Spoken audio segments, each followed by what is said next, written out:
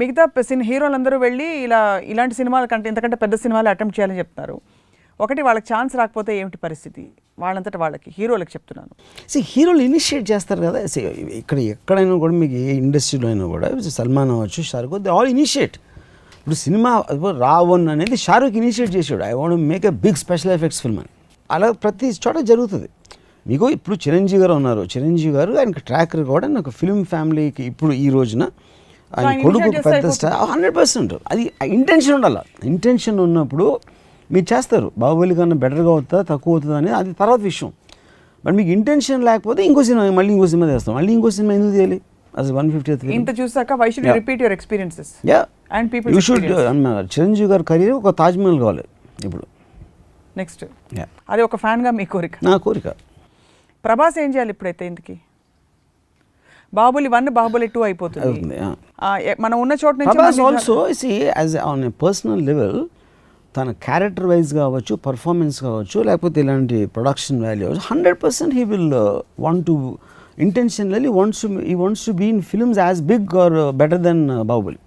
So ఇప్పుడు benchmark ఇక్కడ ఉన్నది. ప్రభాస్ మనసులో నా నెక్స్ట్ సినిమా క్యారెక్టరు బాహుబలి కన్నా తక్కువ ఉంటుంది అని అనుకుంటే ఎందుకు ఆనందపడతాడు అసలు? ఎలాగా తక్కువ అంటే? అదే నా అర్థం కాదు ఏంటంటే, ఇప్పుడు ఈ సినిమాలో నిజంగా Prabhas character is last.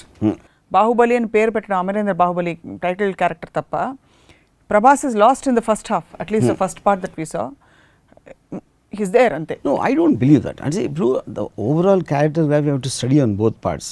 Wherever is there, he is extremely effective. He's effective. No, he's very effective. All the reviews praise him like anything. But మీకు మామూలుగా ఉండే ట్రెడిషనల్ హీరోల సినిమాలో లో యాంగిల్ కెమెరా పెట్టి అసలు the way they introduce a hero అవన్నీ లేకుండా ఇంత స్టోరీ అండ్ ప్రాజెక్ట్ లో like you said he came into the project. But that is what I'm saying. That is what the beauty of what the concept oriented. So how does he measure his progress or digress?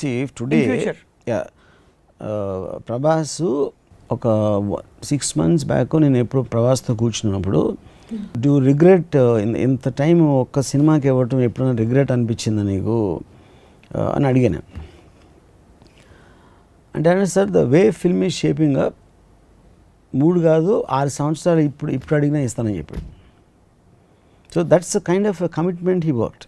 So అది because the director is able to induce that kind of confidence, that kind of sincerity, honesty Rajamouli నుంచి వచ్చిన దానికి వీళ్ళు interact అవుతున్నారు.